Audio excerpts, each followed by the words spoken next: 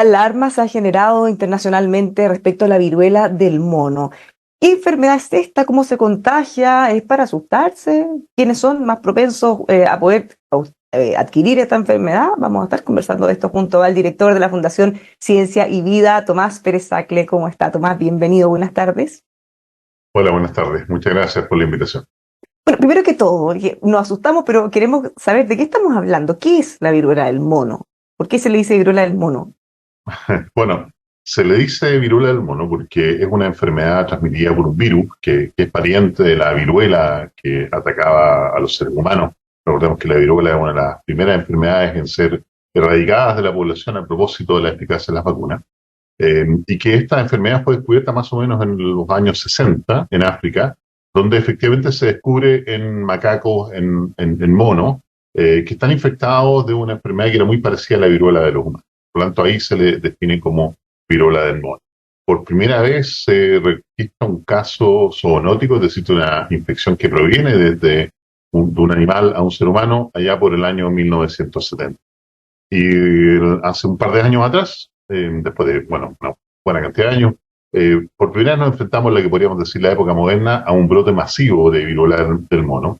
Hay que recordar que en general esto es una enfermedad que está radicada en África, y en África todos los años se veían casos. Sin embargo, el año 2022, por primera vez, vemos casos que se exportan por fuera de África y que incluso ya alcanzan a Europa o Estados Unidos. ¿Okay? Bueno, que justamente el 2022, si no si mal no recuerdo, habíamos hablado de la viruela del mono, se generó algún grado de alerta, pero finalmente parece que no pasó nada. ¿Cómo se frenó? ¿Por qué ahora de nuevo se pone esta alerta? Si ya lo habíamos visto hace 2 años. Claro, efectivamente. Bueno, lo que ocurre en el año 2022 es que nos enfrentamos a una pandemia, porque efectivamente fue pandemia, logra salir de África. En general, vamos a hablar de pandemia cuando hay una enfermedad infecto-contagiosa que está dispersa por una larga dispersión de ciudades o incluso de países, ¿no? Ahí vamos a hablar de pandemia, donde hay diferentes regiones geográficas involucradas. Sin embargo, los países actuaron a tiempo y lograron retener la enfermedad.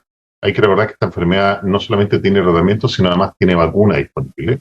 Y por lo tanto, a propósito de vacunar masivamente a la que en ese minuto se definió como la población de riesgo, se logró retener la enfermedad. Y por lo tanto, la enfermedad se mantuvo a raya. Y este episodio, uno puede verlo a nivel de la estadística, que fue bastante alto, particularmente en Europa. Después bajó y hoy día desapareció hasta que nos enfrentamos a esta nueva versión, a esta nueva variante de la viruela del mono, que es lo que llamamos el clado 1B, una variante que emerge ahora, más o menos en septiembre del año pasado, en África, probablemente en la República Democrática del Congo, y que a diferencia de la variante anterior tiene dos capacidades muy relevantes. Primero, es mucho más infectiva que la variante anterior, y además no solamente es más efectiva, sino que es más agresiva y por lo tanto tiene una mayor probabilidad de que las personas que adquieran esta enfermedad se compliquen y eventualmente fallen. Ahora, para entender, ¿cómo se contagia? ¿Cómo sale de África?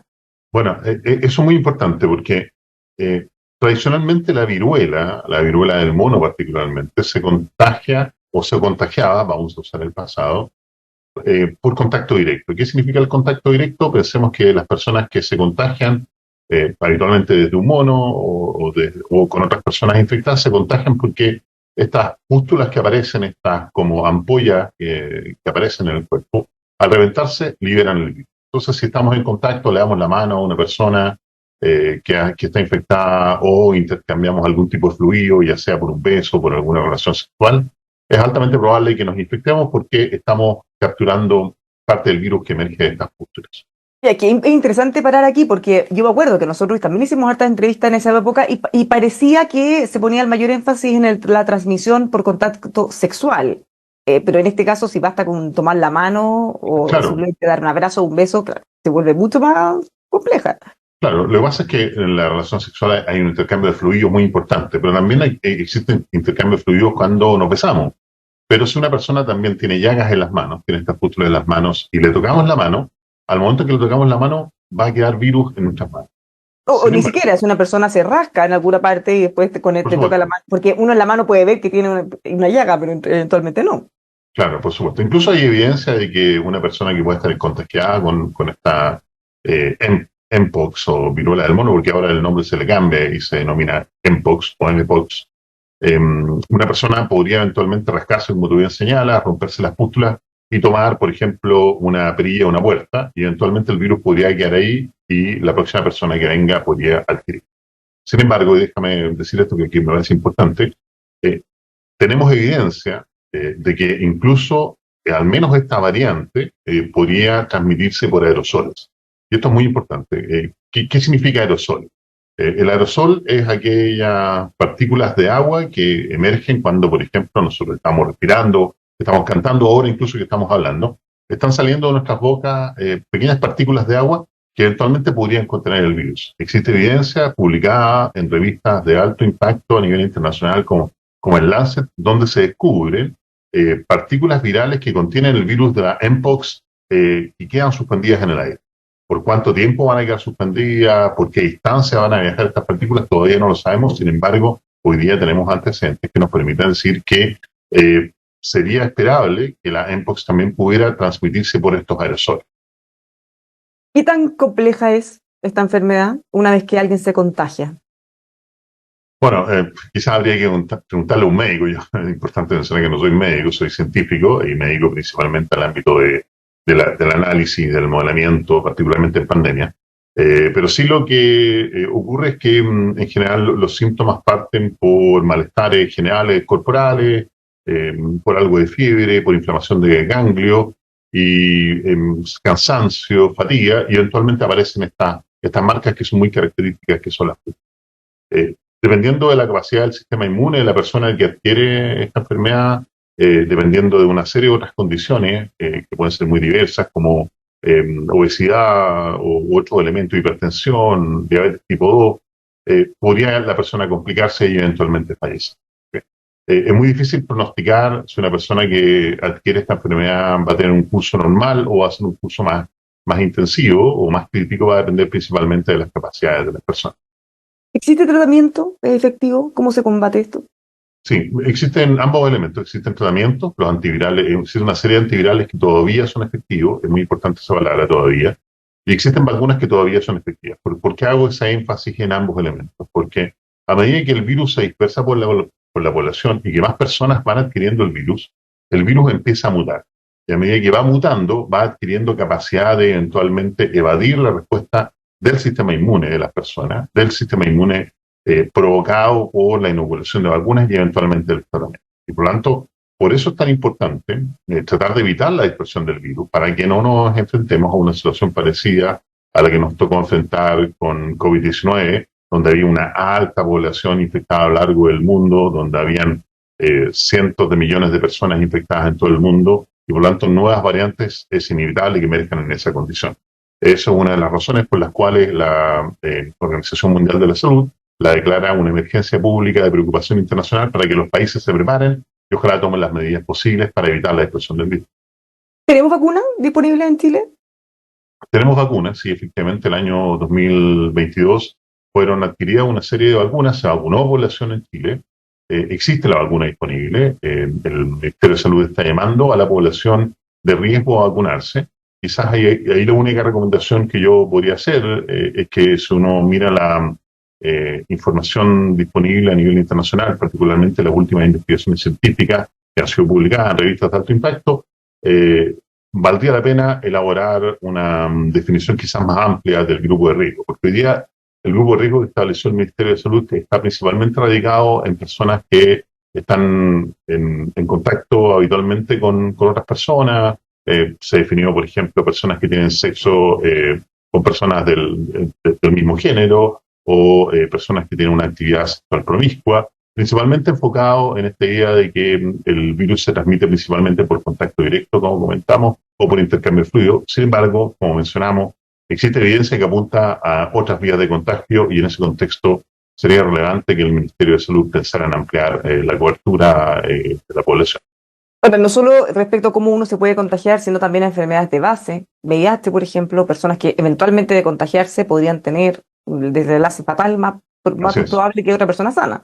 Sí, dentro de la población de riesgo actual se definen personas inmunosuprimidas, personas que viven con el virus de la inmunodeficiencia, porque Una persona puede estar Cualquier inmunosuprimida enfermedad. de una enfermedad, claro, o de un trasplante, o podría estar inmunosuprimida por vivir con VIH. Ahora, la disponibilidad de vacunas, porque hay gente que ha planteado que ha buscado, pese a que el gobierno dice que hay, han buscado en distintos hospitales y no hay. ¿Cómo sabemos si efectivamente se cuenta con esas vacunas? No sé si usted tiene alguna información de eso. No tengo mayor información que la que el Ministerio de Salud entrega. Lo que sí yo entendería es que si efectivamente están las vacunas disponibles y una persona pertenece a este grupo de riesgo que hoy día está definido, insistiendo en que puede definirse, debería tener disponibilidad de la vacuna en el sistema sanitario. Dada la información que ustedes tienen, ustedes que se especializan en pandemias, en virus, en todo este tipo de cosas, ¿esta alerta que se ha dado internacionalmente es para preocuparse? ¿Deberíamos estar alarmados? ¿O se está quizá exagerando un poco? ¿Cómo lo ven ustedes? Mira, yo creo que aquí hay que volver a un viejo dicho que es muy sabio, ¿no? Que Vale. hay que prepararse para lo peor, pero esperar lo mejor, ¿no?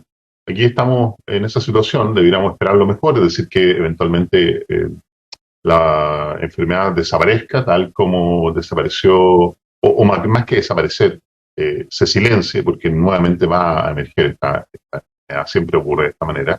Y por lo tanto, prepararse para eso. Sin embargo, también tenemos que estar preparados para la situación contraria, que efectivamente la enfermedad llegue. Lo más probable es que va a llegar a Chile. Ya hay casos en Europa, ya hay casos en Estados Unidos. Lo más probable es que no estemos a casos en Chile. Y por lo tanto hay que estar preparados para esa situación. ¿Cómo nos preparamos?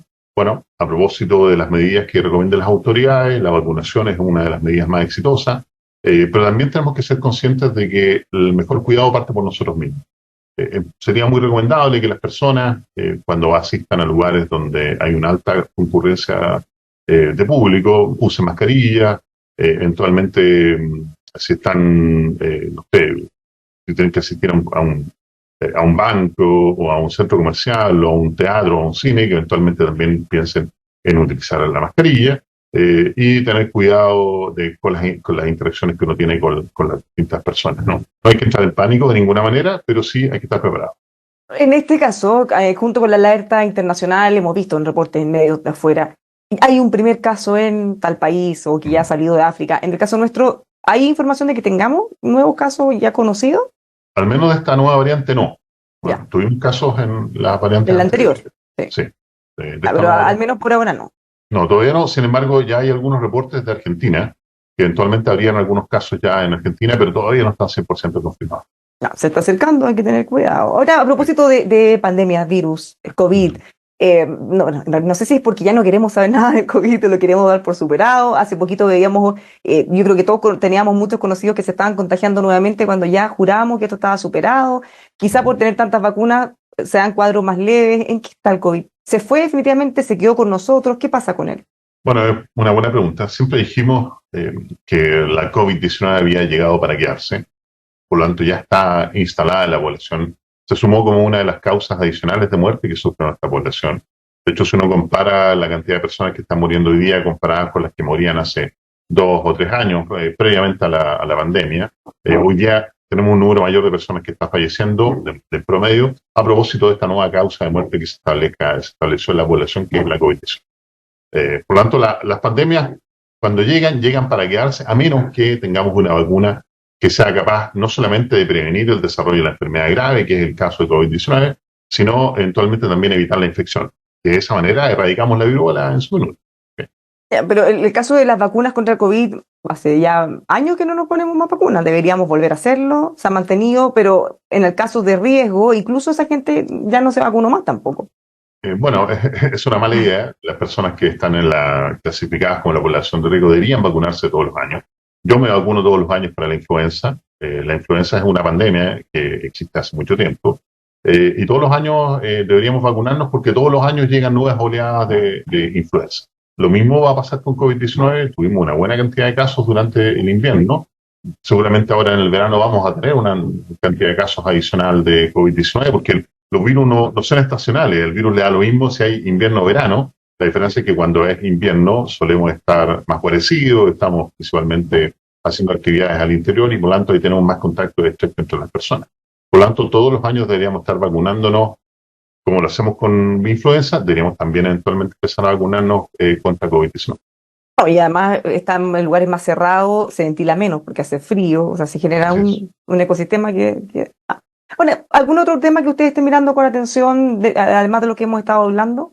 Sí. Bueno, hay un elemento importante que hay que destacar. No se trata de asustar a la población, sino todo lo contrario, informar. Eh, eh, es muy probable que empecemos a enfrentar de ahora en adelante lo que llamamos pandemias concomitantes, es decir, que múltiples virus o agentes infecciosos estén circulando constantemente y estén circulando de manera conjunta. Eso pasa, por ejemplo, todos los inviernos tenemos influenza, tenemos paraneumovirus, neumovirus, etcétera, una serie de virus que están, virus esencial, que están constantemente infectando a la población y de manera conjunta. Afortunadamente, este año, gracias a la gestión del Ministerio de Salud, se empezó a inocular a los niños menores de 3 años con un anticuerpo monoclonal, una especie como de vacuna, por así decirlo, que ayuda a combatir el caso grave de virus sincicial. Y es muy importante lo que ocurrió porque los casos graves bajaron de manera muy sistemática. Por lo tanto, esta idea de que nos estamos infectando constantemente con múltiples virus es algo que también hay que entender que llegó para quedarse. En la región no solamente tenemos el peligro de que va a llegar eventualmente la Mpox o la viruela del mono, sino también de dengue, de chikungunya, zika y oropuche, que son varios virus que andan dando vuelta y que son transmitidos por mosquitos. Es un mosquito que se llama Aedes aegypti y que en general siempre estuvo ausente en Chile desde más o menos principios del siglo pasado, que cuando tuvieron los últimos casos autóctonos. Sin embargo, ya desde el año pasado, a propósito del cambio climático, a propósito de la gran interacción y comunicación que existe entre los países vecinos, ya hemos empezado a detectar la presencia de este mosquito en Chile. Todavía no tenemos casos autóctonos, pero como todo el mundo sabe, y gente que se dedica al ámbito de las pandemias, sabemos que una vez que llegue el mosquito, eventualmente también va a llegar la enfermedad. Dengue suena como tan antiguo. Ahora, Claro, sí. porque hay otras enfermedades, virus, no sé, tuberculosis, muchas cosas que ya habíamos dado por totalmente superadas hace décadas y que han vuelto a salir, no necesariamente en nuestro país, pero ¿qué tanto riesgo hay de que empiecen a reflotar cosas que se supone que ya están totalmente superadas? Bueno, muy alto.